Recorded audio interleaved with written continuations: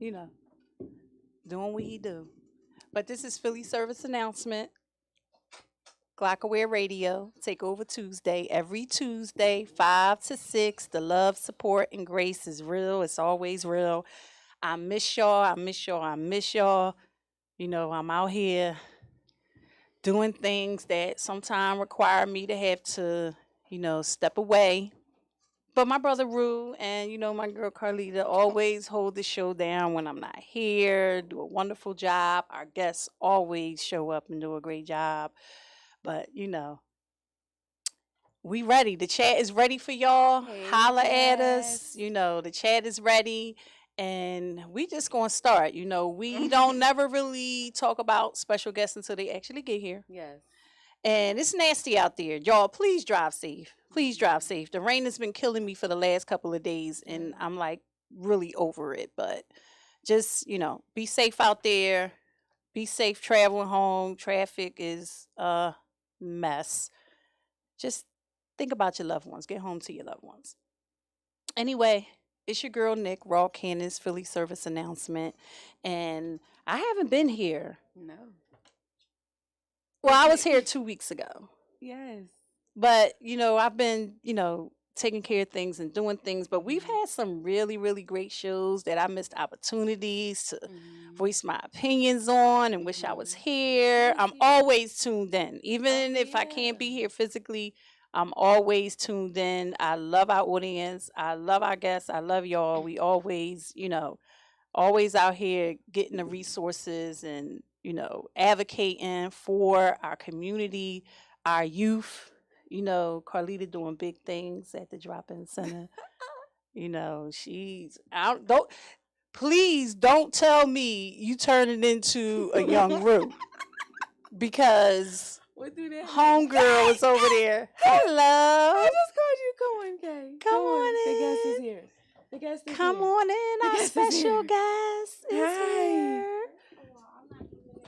Yes, you are.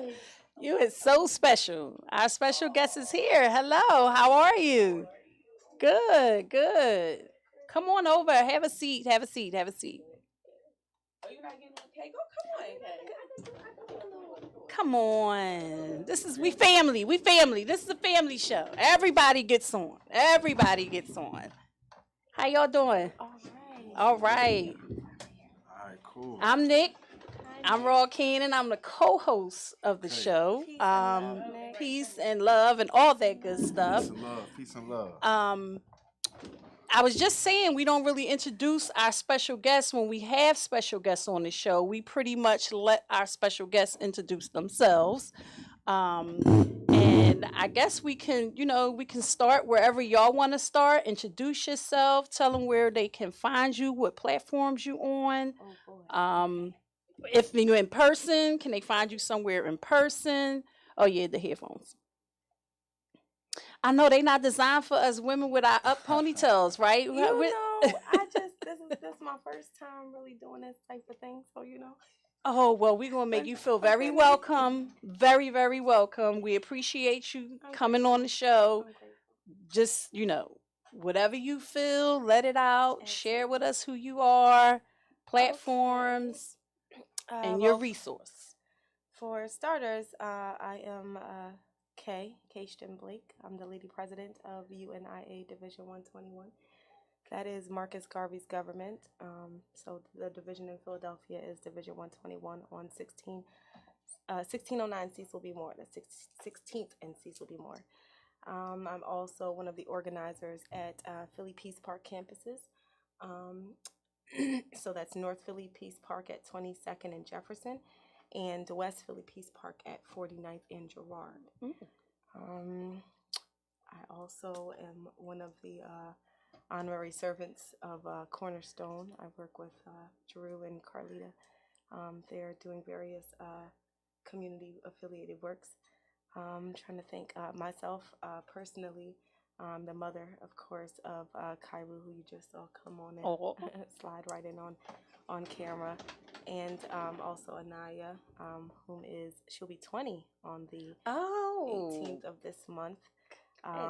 So I'm so grateful for her and so proud of her. She's a college student studying law, and a business owner. She actually is the owner of various different self-defense mechanisms. So Nubitons and lasers and tasers and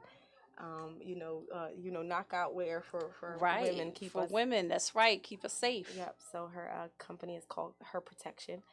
My company is called Vitamin K. So at the UNIA, I'm also the one of the head administrators for our division of the Black Cross Nurse. So quite naturally, I moved into wellness care, wellness practitioner, because I am also a Black Cross nurse.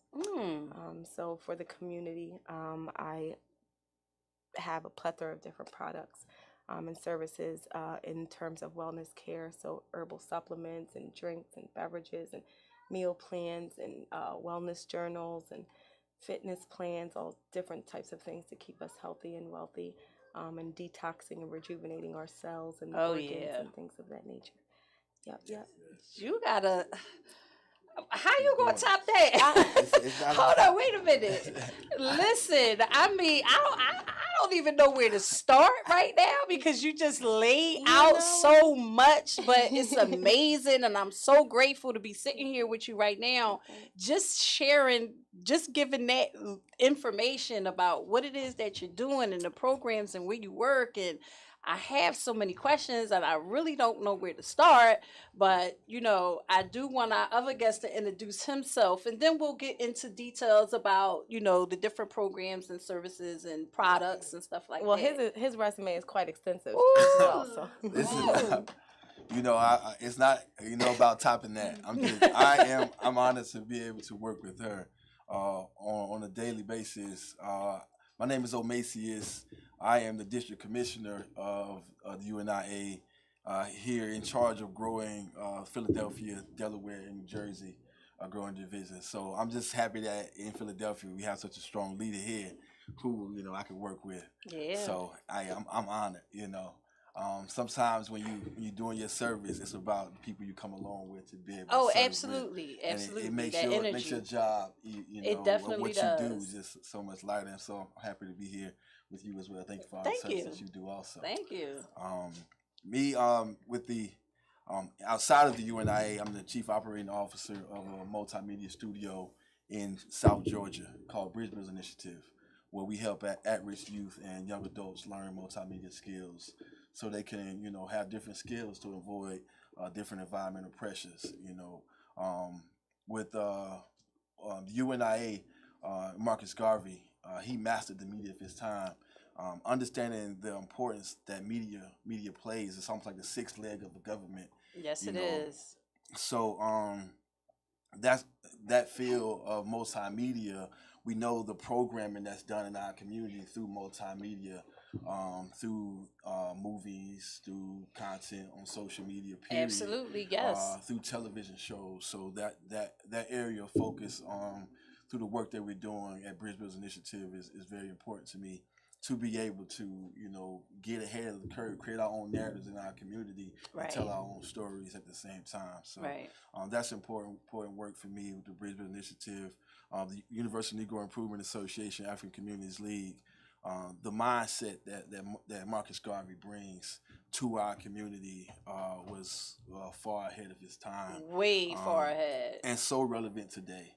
And I'm just excited to walk in those footsteps and do all that I can to help spread that mindset, of nationhood. And nationhood is about racial uplift, believing in yourself, loving your black skin, and self-reliance. Being able to provide for yourself, not waiting for anybody else to provide for you, Right. and not expecting the system to change and be beneficial towards you, but build your own industries. I love Marcus Garvey and the rest of the people. He said, UNIA taught black people how to do big business, and that's what's important for us. I want to continue to see us do big business industries, and that's what the UNIA is all about: building industries. But first, start with the industry of our mind, knowing who we are and our connection to the universe. That's I agree with you 100%. This is amazing, and y'all have some similarities together with the UNIA, right? Mhm. So, is this a brick and mortar? Like, does this have a location where somebody can go? And exactly what is UNIA? So the official international headquarters is located at 1609 Cecil B. Moore. So that is the headquarters for the whole entire government. Okay. And so as Omesi so eloquently explained, the UNI is a government. And so that is where all Africans of the diaspora, no matter where you're located in the diaspora, can find their nationhood under one banner. So that red, black, and green flag that you so often see all over, it is not, let us be very clear, it is not just a Pan-African flag or just a symbol of blackness. That is the official flag of the UNIA. I'm sorry. You know, the UNIA serves as a government to, you know, provide sort of the protocols and procedures for our people. And so that is where we come to find the resources for our people, where we can, you know, as Omesius expressed, provide the propaganda tools, the programming for our people. So that is pretty much where you can find us in the work that we do. Our Constitution expresses all of the self-sufficient and self-reliant work that we should be doing as far as protecting ourselves and creating businesses for ourselves. The auspices such as the auxiliaries, such as the Black Cross nurses provides, you know, wellness and education for our people. There's the Motor Corps, which provides the transportation for our people. So we have all of the engines, you know, directly laid out in the Black print for us. Right. And so, you know, the manners is just us plugging ourselves in and activating, you know, your membership, activating yourself within your government so that you can be useful to your government. And, you know, all citizens of the United States government has to be useful to the government, has to be productive citizen to the government. Absolutely. And so within the UNIA, it operates in the same respect. As you're an African, like I said, no matter where you are, whether you're in, myself, I'm an African that was born in Jamaica.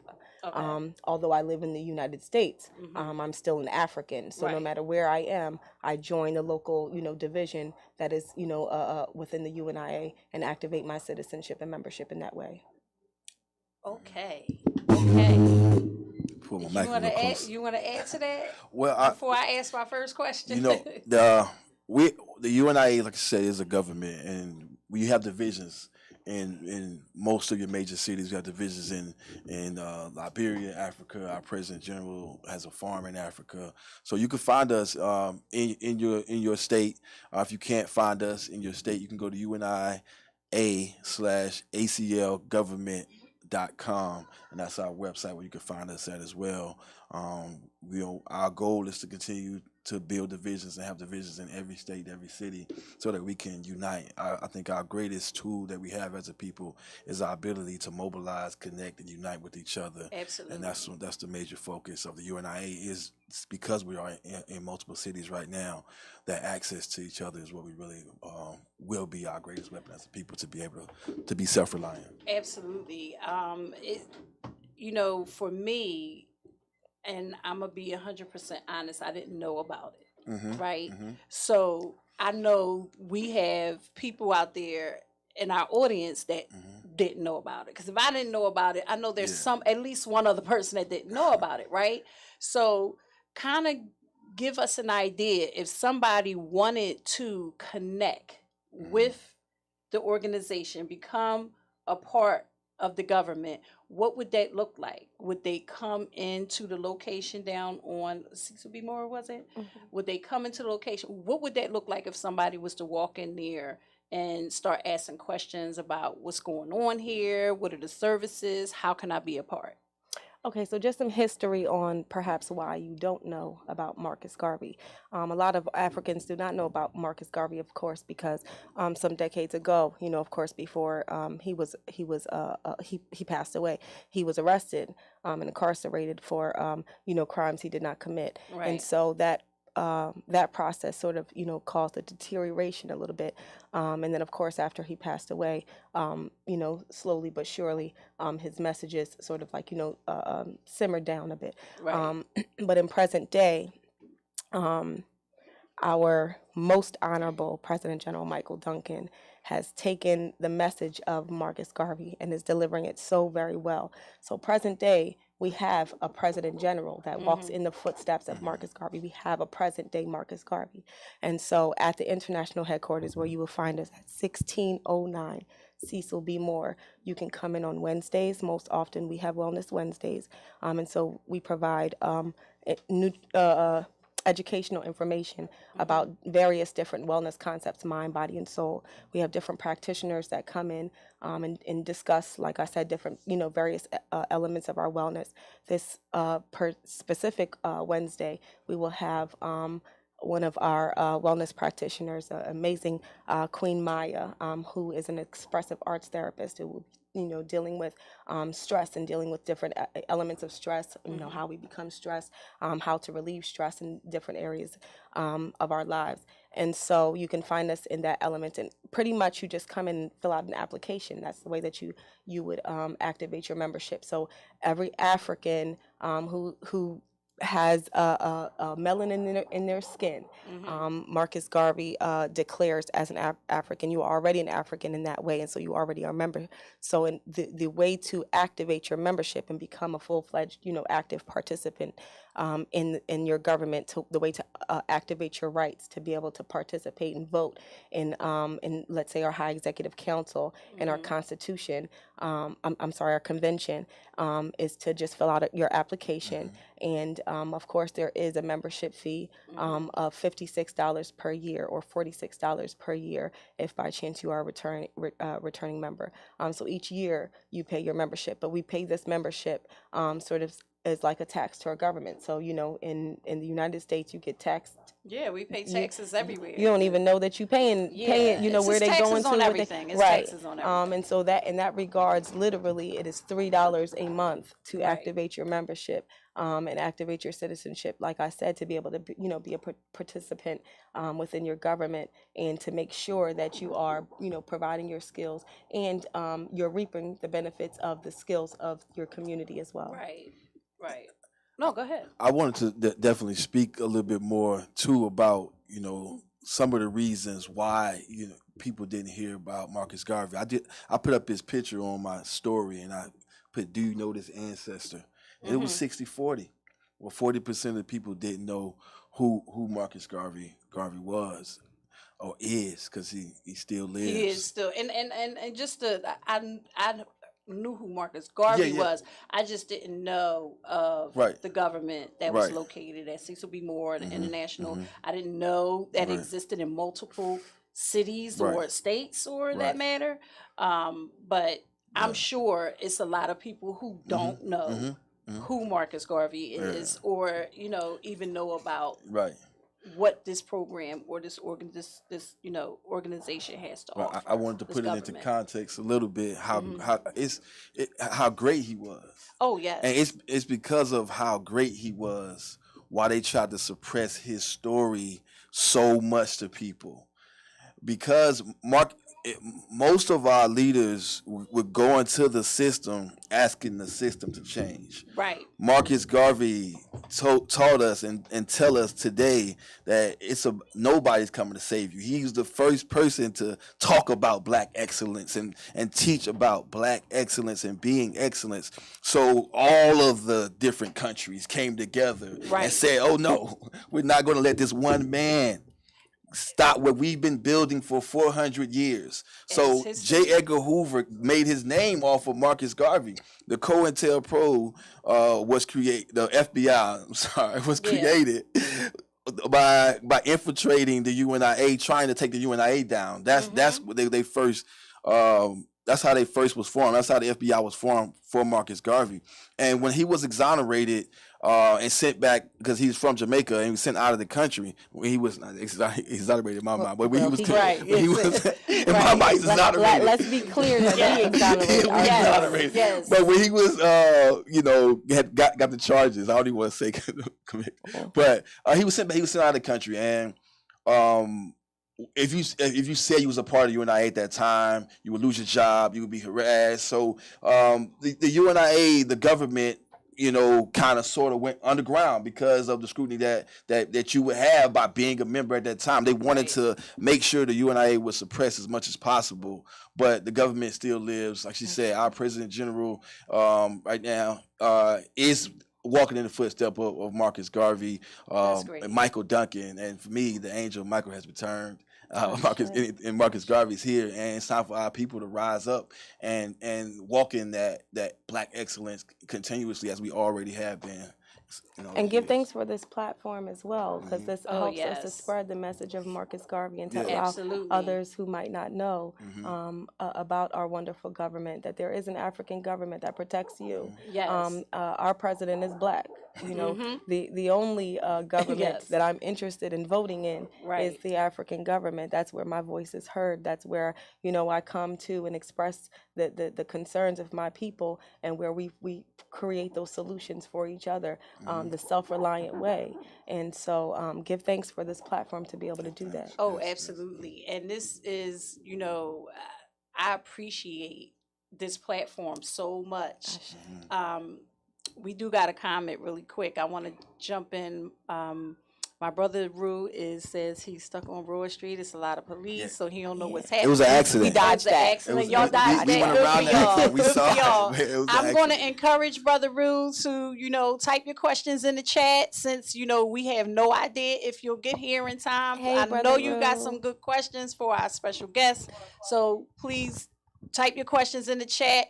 Hit up Carlita on the phone, do something so you can, get your questions answered.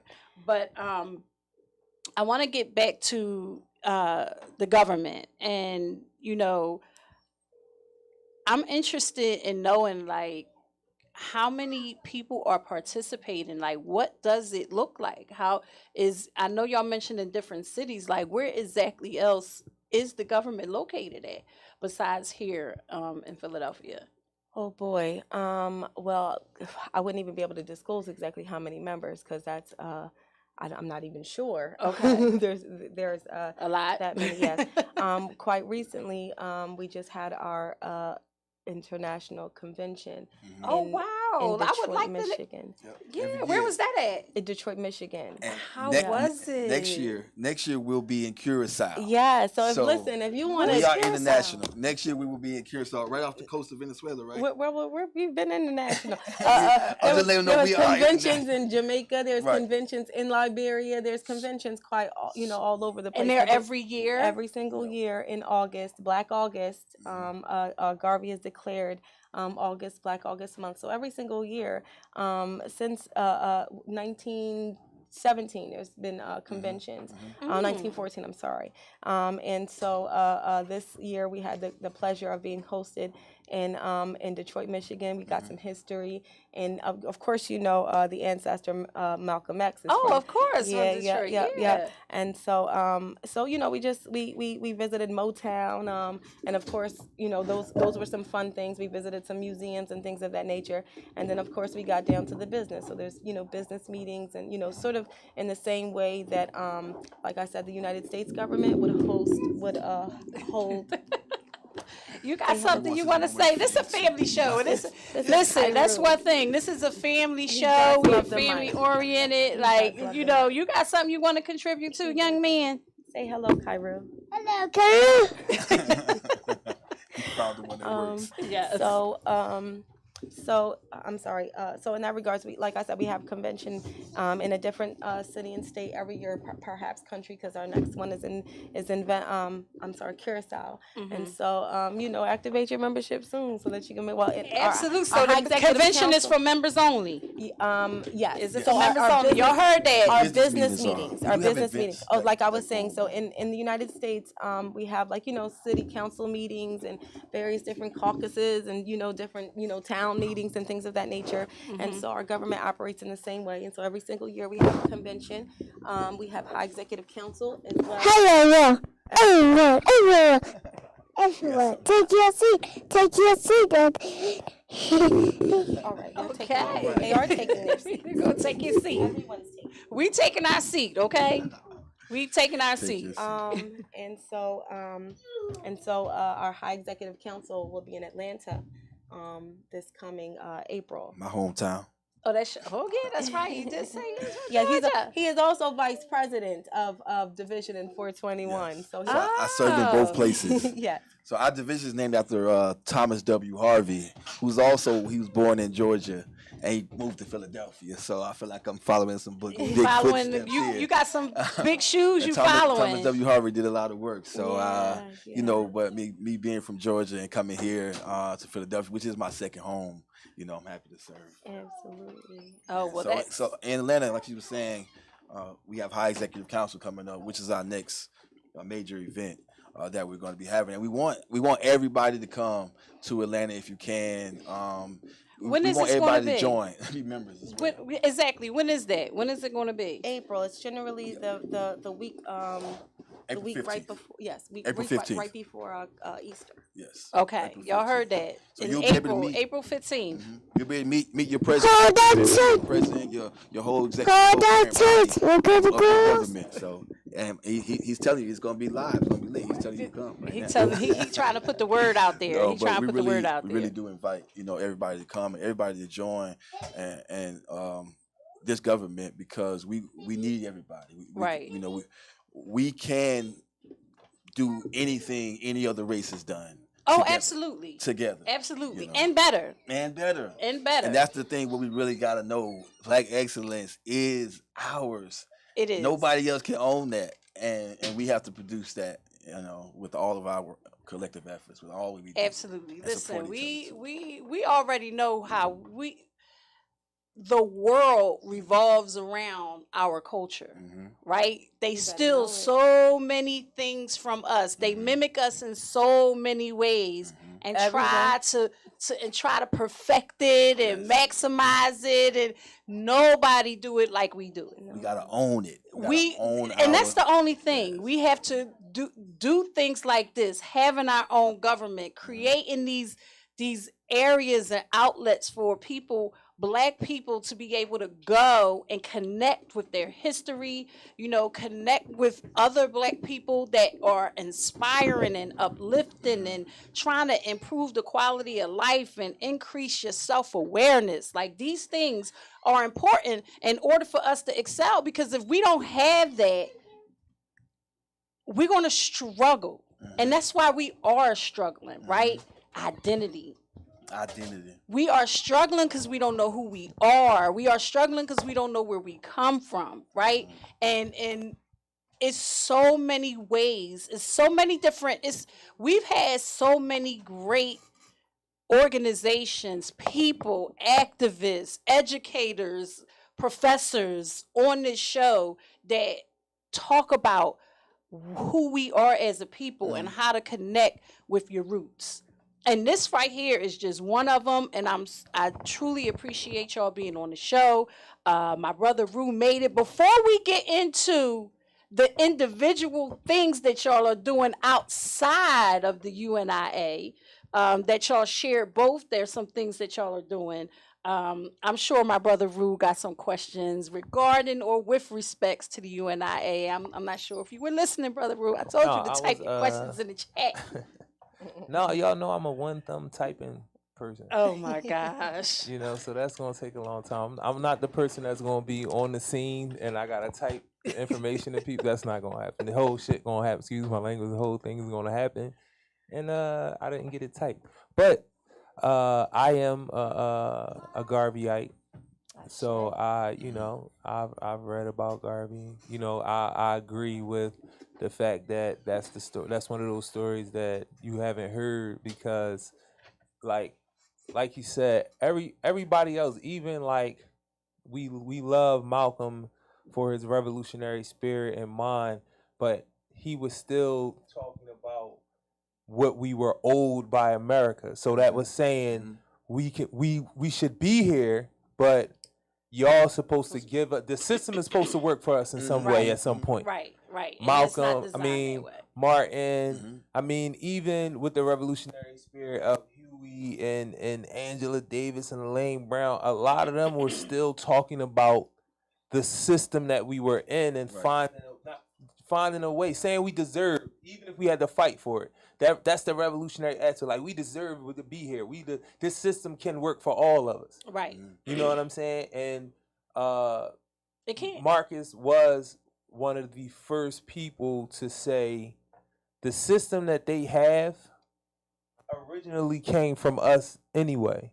So why can't we have our own system that competes, rivals, works in coalition with, but we can have our, like, you can do all of these things in America, but everything that you get from this experiment, this business called America, should go back to African folk. Absolutely. It should be African folk, every level of it, on hospitals, on banks, on people, boats at the dock. We were doing those things. That's another thing about us being international. That's the reason that a Martin or a Malcolm was killed. That's a part of it, because they got to that point where they start talking about being international, and that African folk is African folk all over the planet, and we can deal with each other on that level. Like, you literally could start a business in America and do business with your folks in Ghana or your folks in Senegal or your folks in the Caribbean, wherever that may be. Yes. And that's the information that they don't want us to know. That's the information they don't want us to look at.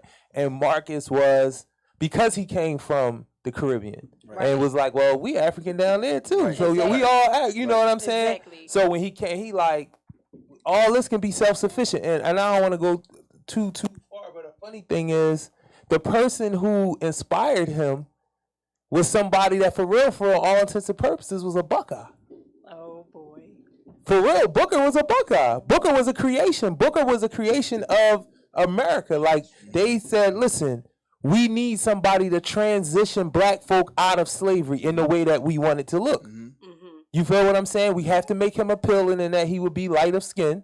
So white folks can, he would look kinder and gentler to the ignorance that we teach our people about whiteness. Right. The lighter you are, the better. And then we get into our own colorism and all that. Exactly. And then what they did, how I knew, and me and my brother debate about this a lot, but how I know for a fact that Booker was a creation and a Buckeyes, because he started to organize black folk in a way that would be appealing to the white folks that was funding him.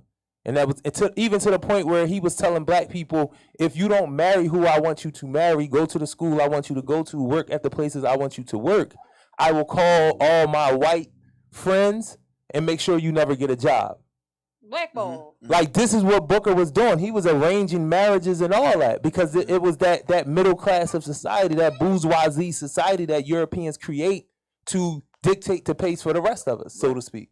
You know what I'm saying? And Booker was one of the first experiments in America. Right. Yeah. When we so-called became free, when there was a change of ownership from the South to the North. Right. You feel what I'm saying? So he, with his plan, inspired Marcus, where it was like, yeah, self-sufficiency, but Booker was talking about self-sufficiency as in do enough not to have to ask the white folks. Just keep your head down and work and, till the land, do the things you need. Learn these skill sets and be self-sufficient in the way of don't ask them for anything. Right. You know what I mean? Just do your thing. Don't worry about equal taxation and protection under the law. Don't worry about that. Don't worry about legal matters. Don't worry about matters of the thought. You know what I mean? Just till the land and have enough skill to take care of yourself. Be self-sufficient within the system. Just you know what I mean? Just be a laborer.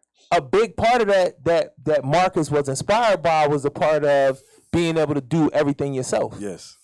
Right. You know what I'm Everything. saying? Being self-sufficient in that way, learning how to build a house, learning how to do plumbing, you know what I mean? Learning to be an artisan, a mason, you feel what I'm saying? Right. So that's what inspired, and it was funny because he wound up going at it with the boys. Oh yes. You feel what I'm saying? Boys. And it was crazy because the You boys don't say that name Go around ahead. here. I just the boys, the boys, the reason why the boys is an issue, and I'm gonna stop after this, but the reason why the boys is an issue for me, and this is how I know that our folks sell themselves to white folks. Right. Because the boys waited until he was 80, 90, I don't remember how old he was, after he done moved to Africa, and now he want to say how he was duped and America be damned, and I can't believe it.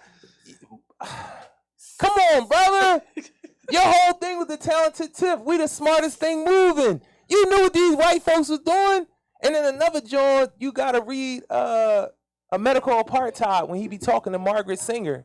And Margaret Singer is the viciously racist feminist. All you black women be talking about y'all feminists and We listening ain't to none. Margaret Singer. I'm not talking about y'all, but it is black women out there that believe that they're feminists because of Margaret Singer's principles. And what is the other lady? But Margaret Singer, read about Margaret Singer and Planned Parenthood and what Planned Parenthood really is. And saying that black women ain't worth to have children because they not smart. When you know that your system and your white privileges were created this miseducation system where all these women act like this. And you know that, but in W.E.B. Du Bois is one of her co-signers. W.E.B. Du Bois was one of her co-signers on Planned Parenthood that black women wasn't worthy to have children. But we can take care of the white women's children. That's the joint that's crazy. We can raise the white women's and- children after they have them. Listen, and we can I just teach had them. a conversation, right? I had a conversation with somebody about the number of abortions, folks had. You know what I'm saying? I was talking to a woman, and she telling me, about her own experiences and her sister's experiences. And I was like, damn, when I be telling people about this, they be looking at me like, you trying to control a woman's body. Who, if these fuck niggas stop being fuck niggas, we wouldn't be in this position, this, that, and the third. And my thing is always both people got to take responsibility about that intercourse thing. Absolutely. You know what I'm saying? We both, Absolutely. but at the end of the day, if you know your responsibility in intercourse is even bigger than. And I didn't make it like that, but it's still a responsibility nonetheless. So if you telling me that can't have control over your body because you understand the importance of this responsibility, why can't you be responsible as well? Because if you telling me that you going to end up with the baby and I'm going to be able to run around and not take care of mine, then when you lay down with a boy and it's unprotected, you know how big the responsibility is. So it's not my fault that it's more important, but it is more important because what's attached to it for you. Because they already allowed me to be the piece of shit. And if you know you laying with a piece of shit, how much more responsible? A young lady said to me, my dude a lame, this, that. And I said, I hear a lot of women say that they dudes is lame, but you still telling me that's your dude. You might be a lame too, baby. You might be, but I only say that to say I'm not coming at my sisters, but I'm just saying they created a mindset to make you think that was what do we call it? John for sex, like a condom, but it's not. A form of birth control. Exactly, a form of birth control, and it's not. It's actual murder, and it was planned and engineered and messaged to you in a way to make you think that it was a help, that it was an assist. You feel what I'm saying? That nobody should be able to control your body to tell you that you can't, kill the baby, whatever we want to call it. That can be a whole debate too about is a baby a baby. I'm good with all that too. I believe it's a baby. That cosmic goo is something. That's life. That first thing, that's life. But it was somebody that engineered and made you think that was a real option. Because if you look at the history of people, it wasn't. Not in that way. Well, you feel what I'm saying? But I'm just saying that was the option after the black man was being taken out of the home when the white man became the first man to abandon his children to black women. Let's be honest. So after that, now there's all these black women having babies and the fathers are being killed, in prison, and there's no support out there if you got a daddy. So let's take the daddy out of the home, right? Let's give the women and the children the support. Oh, but let's kind of monitor how many children you're going to have now. So let's control that environment. You know what I mean? Let's put something out there to avoid you having too many kids. Give you options to have these abortions. And that's and you know, as a woman, right? There is, you know, there is responsibility on both parts, a man and a woman. I agree 100%. It's responsibility on both parts. And I feel like that abortion debate and the life, and you know, as a woman who has been through the cycle, had 5 children of my own, you know, there's some stages to that. You know, there's the embryo, that, you know, life is life when there's what? A heartbeat. But I'm not debating abortion. I'm debating life. But like that's what I said. I'm good with that. I'm good with So, that. you know, I don't want to debate abortion, but I do, you know, black women is one of the most unprotected classes. You okay? You okay? He's all right. In the world. Unprotected classes of women in the world. And this is just one of those ways that we are not protected. Yeah. You know, yeah, they say whenever you want to solve a problem, you go back to the root of it. And you know, this brings me back to why communal self-reliance is so important, right? Because the major word she said was support. And you know, go ahead. You want to jump in there? Well, I was going to say, just the concept of black love altogether alleviates some of those pressures when we are really paying. You know, the first experience of community that we have is our family. And so once we start to, you know, dive a little bit more into our family values, love ourselves a little bit more, love each other a little bit more, then some of those issues become a little bit more resolved. Because, you know, I'm just a firm believer in that one of the reasons why we have conversations about abortion altogether is because there is, you know, just a lack of love. Black love specifically, real, true, authenticated love of spirit, of relationships, value of each other. And so that brokenness creates the concept of women and men feeling like they're not enough, or they don't have enough, either enough themselves or have enough to continue to produce and raise their families and rear their families and their children all together. So once we start to really value each other in that way, those topics become null and void, because we're able to support a family, support a mother and her child, regardless of what happens with the father, or support the father and his child, regardless of what happens with the mother. Because right now the topic and discussion might be if the father steps away, but there are cases where the father is fully present and may pass away.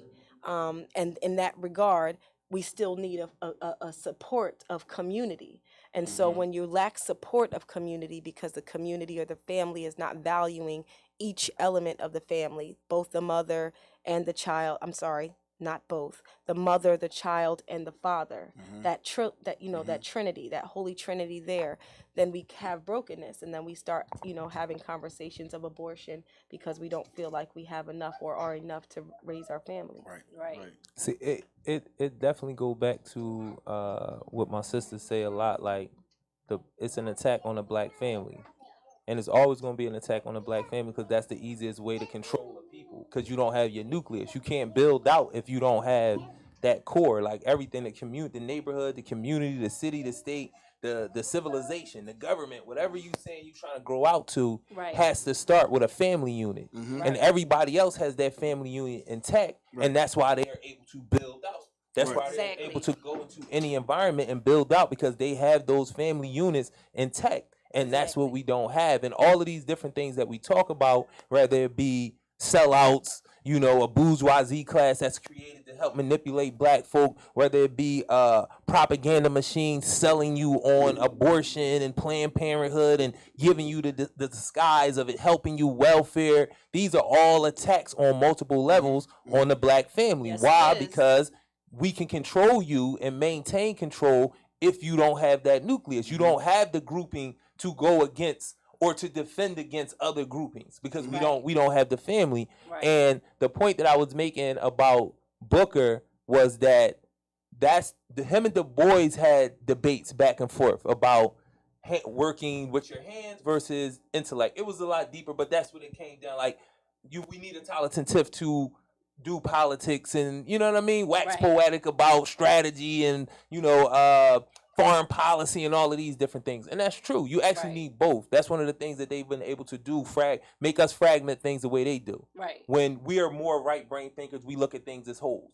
We can compartmentalize, but that's not the genius in us is that we can look at a picture and figure it out in a whole. When Europeans are more left brain thinkers and they want to break everything up.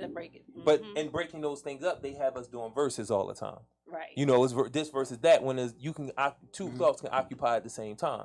So it was funny that Marcus was drawn by Booker and Booker was going back and forth with Du Bois.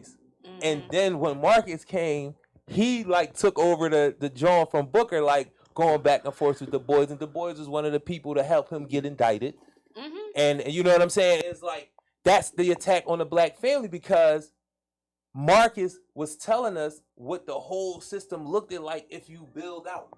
If you think black first from day one, from in your house, like you said, those first people that get first dibs on everything about you. Right. Now, y'all might wind up not dealing with each other at the level that people think family is supposed to deal with each other, but those people get first dibs. You feel what I'm saying? Right. So he told you, take pride in that.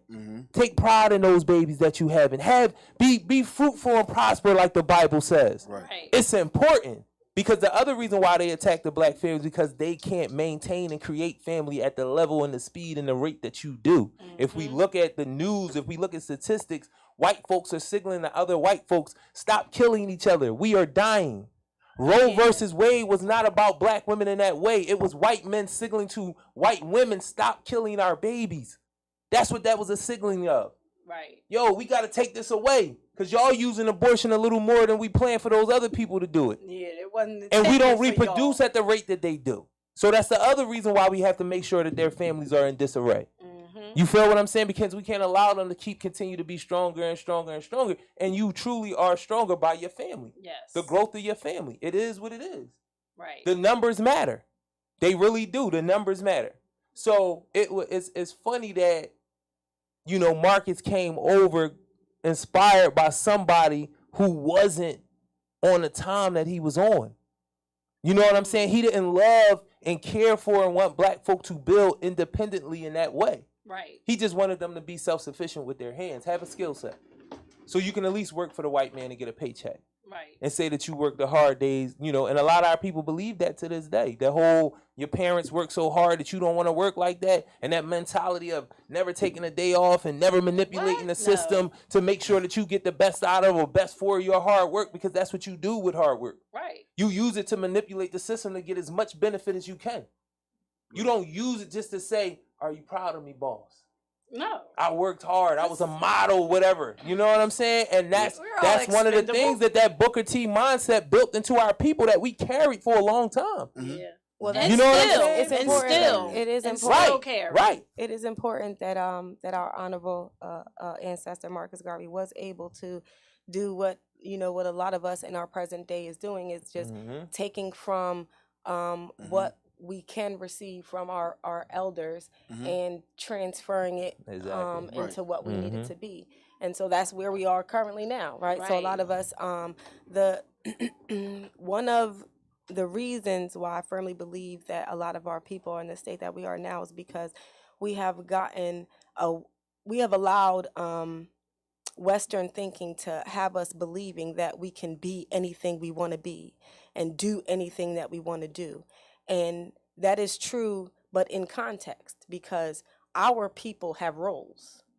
Our people African people respect roles and responsibilities. We respect the divine feminine and what she is supposed to provide for her family. Right. We respect the divine masculine, not toxic masculinity, whatever those words mean. Right. That feminism tries to throw on us. We Absolutely. respect. Right. We respect the divine masculine and what he provides for our family.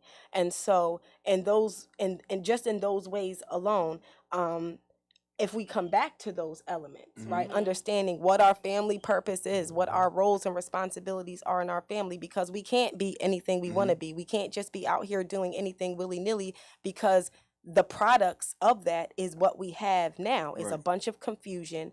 We just experienced a land-based event at the North Philly Peace Park, and Baba Shamari, our Honorable Baba Shamari, was expressing how diversity is really killing our people.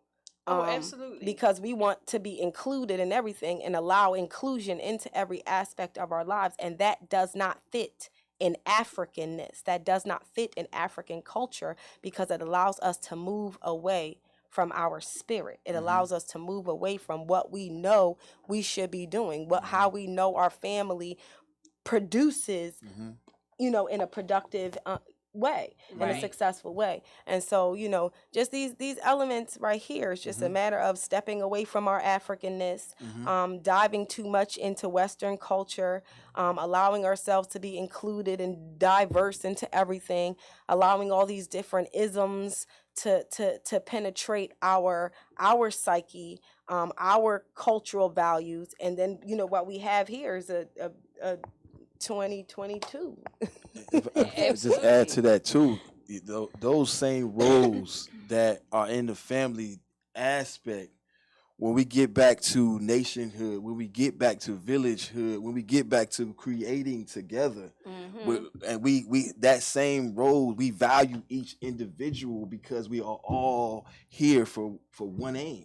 We're all here for one focus. We all here to build together, and each individual that's building, that's creating, that's creating spaces, that's working in the farms, that's working in the factory, that's working on in the truck that get the food from the farm to the warehouse, the person that's in the store. When we build our ecosystem up, and when we all are understanding that we all are collectively producing in this race to control resources, then we'll value each other. We'll value the lives that are coming into our village, because each person is important. We don't really. There's a gate that tries to keep us divided. Absolutely. There's and we often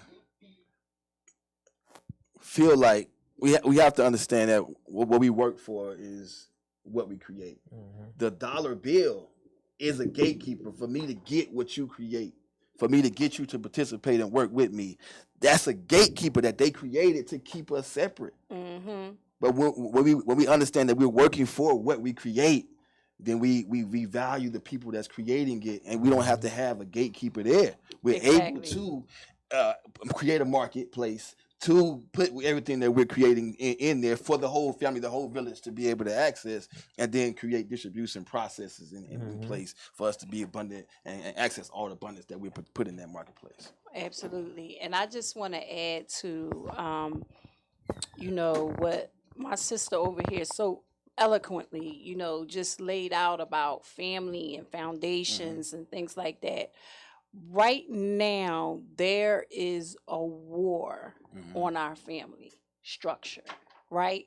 They're out here trying to convince us that family can look all these different ways, right? Family can look like this and family can look like that, to make you believe that you branching out and stepping away from your foundation and your roots is okay, right? And they attacking our youth with it, right? It's the system, right? Because they starting in the teens, and they doing it so, like, the way they're doing it is just like they Propaganda know machines, exactly man. what they're doing, right? They're stepping in at on teenagers when they are naturally developing in a way where they are finding themselves and finding ways to fit in their way into the family structure and still be who they want to be, right? It's this system that's coming in and saying, you know, oh, you're 16 years old. You don't have to go back to your family if you have family conflict. You can come over here to us. Come on over to the system. Come to the state. Let us take care of you. And we got these babies out here, these youth between the ages, I'm going to say 13, 20, 13, 20, 24, somewhere around there, that are like trying to find independence and still have their role in the family, but they don't understand. They looking at it as opportunity. Oh, I can be who I really want to be. I don't have to follow my family's structure. I don't have to follow the way my family came up and created things for I don't have to do that, because I can go out here and be who I want to be over here and go get this family. Well, can I say that quite honestly, as I'm 38 years old. I'll be 38 years old in November. And as I evaluate the youth now, like, the youth is considered what is the youth that's running around 14 to. I really would say 12 to 25. 12 to 25. I agree. I will agree with that assessment. So we're going to say 12 to 25. Yeah, I would agree with that. We're going to say 12 to 25. And that's good. Yeah, I would say that. The parents of those 12 to 25-year-olds are my peers. Mm-hmm. Whatever, my age range, because I said my daughter will be 20. Mm-hmm. So a lot of the things that the youth does is in replication of what we did, most especially the mothers, right? Mm-hmm. So their understanding of how they can get into the systems and deal with the systems and trade in on the systems, as opposed to what we're teaching them, came from us first, because we stepped in the systems first. Oh, we didn't step in the system. We stepped in the systems first. I'm going to disagree with that. The system listen, lured us in. Listen. The system lured us in. That may be the case. They grabbed you. That may be the case, but we're in those systems. Oh, we're in there. We're in the food stamp lines. We're at the WIC offices. We're at the CCISs. We're at all these different kinds of systems that's accepting government assistance. And so it doesn't look so betraying to the youth, because it's alluring to them too.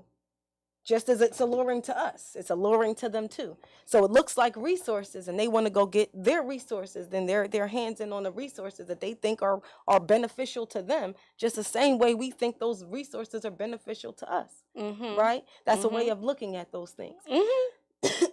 Our youth is watching us. Most of my peers have every single social media you can think of. They have the TikTok and the Twitter and the Facebook and the Instagram. And if you can name the rest of them, they have them too. And they're on social media all day, gaining all of their information and inspiration and education from those places. And so they don't have information and education and inspiration to give to their children.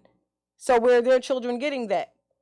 The same social media, right? They're all raising themselves. They're raising themselves. They're out here doing whatever they want to, receiving whatever they want to. They can be whatever they want to. They can be whatever gender they want to be now. They can do anything. Everybody is out here doing whatever they want to. And the children are no exception. They're just little people growing into big people. Absolutely. Now, right? I truly, I agree. Listen, I agree because I say that a lot. I really, when everybody talks about gun violence, you know what I'm saying? And it's like, this dude 14, he 15, he 16. He ain't been on the planet that long. So how he come to these thought processes? He didn't get them from himself. You know what I'm saying? He hasn't been around long enough to really have an independent thought. Right. So I do agree with what she's saying, as far as no matter how the moms or the dads or the grandmoms came to understand the system. However they pulled them in, because I know that's the truth. Like, they played on certain things to make you think welfare was something they owed you. We even came up with, I used to hear my mom and my mom friends and either my generation saying, nah, that's something they owe us anyway. Right. You feel? So the alluring part of it, that's 100%. We was played into that thing. But they did get that, they just took it to the next level. Because one thing we talked about too is the fact that the state wants to create a situation where you'll relinquish your children easier. Because the state wants to run everything. Absolutely. You know what I'm saying? They don't want it to be any parents for real, for real. Check if you get, And if you put them it's in crazy in the because medical industry. even what you said about everybody being on social media and a conversation that me and you have had where it's like, I be saying like everybody from 18 to 60 seem like they want to be the same age. Yeah. When you be looking at folks and it's like, why you got those jeans on, man? Why you listen to that song? Like, you don't gotta do that. Right. But we peeping, we seeing it on social media. Right. Like, everybody the same age. They listening to the same song. Like you said, the TikTok. The one TikTok that everybody like, it don't have age ranges. They don't have like a 35 and over TikTok where they doing their thing. And then, the 18 to 35 and because when we was young, it was like that. Yeah. When you talk about hip hop, Social R&B, and media. doo-wop. Yeah. You had 3 generations. Like, you had us listening to hip hop, our aunts, uncles, moms, dads listening to 70s R&B, and our grandparents was listening to doo-wop. Right. They talk different, they dress different, Right. they move different, and we all aspired to get to that next level. We aspired to go to those cabarets that our moms and dads was going to. Right. And that was a semblance of what they seen their grandparents doing in the shacks or whatever. And they was like, well, we're going to take it to another level, make it at a hall. We're going to dress up because we could do that. Well, now. there are no grandmoms anymore. And I understand that, but I'm just my saying, children's grandmoms are my mom and G mom. And that's the thing. I understand that, but I'm just saying where those systems that we talk about help break down that. And that where we had those levels that we wanted to aspire to be that told us that we was on our way to eldership. Absolutely. You feel what I'm saying? And that goes back to the the breaking down of the black family, right? Because what all of what you're saying is the boundaries. There was boundaries. We didn't listen to those that music and participate in those cabarets because we weren't allowed. We was cut off at a certain level, right? Grandparents was here, parents was here, and children was here. We even sat at different tables at dinner time. You see what I'm saying? The social media, it relaxed the lines. Now everybody got access to all the same information, all the same resources, and these systems that were designed to break us down and separate the black family, they're evolving as well. They're finding new ways. And this is just one of those new ways. Like, let's reach out and tap in. Let's go get the kids. Let's do this. And Too always let us go over. Yeah, Too. Thank you, Too. And I ain't gonna take this long. Even when we talk about school, where it's like they're teaching, the teacher is bringing their social experience into the classroom. And your child is bringing that back home and challenging you with it. Exactly. I see parents go through that where it's like, where are you getting this information? Social media, school, we all got together. The teacher said, yeah, that's y'all could do that. And this is y'all right. And this and the third. And then now they come home and they trying to push those boundaries. You know what I'm saying? Of what family structure is. But please tell everybody where they can find y'all, what's going on before we roll out. Give them your name, let them know what's going on real quick. Make it who got the PowerPoint John put together real quick, because he already gave us more time. Well, once more, you can always find us at UNI Division 121, 1609 Cecil B. Moore. We will be there tomorrow, 6 to 8 for Wellness Wednesdays. Come on out and support. We also have Sunday mass meetings. Just come in and connect. Leave your phone number, email address, and all that information, and we'll definitely find a way to connect with you. And also, you can find us on our website again, unia-aclgovernment.com. like always, y'all definitely got to come back. There's always more to talk about. We got to talk about Yes, it events, is. talk about membership, the whole nine, the importance of us having our own system. Yes. This is PSA, Philly Service Announcement. I'm the assist, Hoodie Boss. It's like, no, it's just my hand. This Nick Rock, the Peace queen, out. my right hand Yes. sister. Yo, I had to make it today because we ain't He been on the better show have made it together in today. years, yo. He better have made it today. I Yo, was I gonna love my feel some sis, type man. of That's my way, family man. I right was gonna there. feel some type of way. Yo, we out, man. We That's out. what we We love doing out y'all. here. Love, Peace, support, love, and light, grace. everybody. Grace first.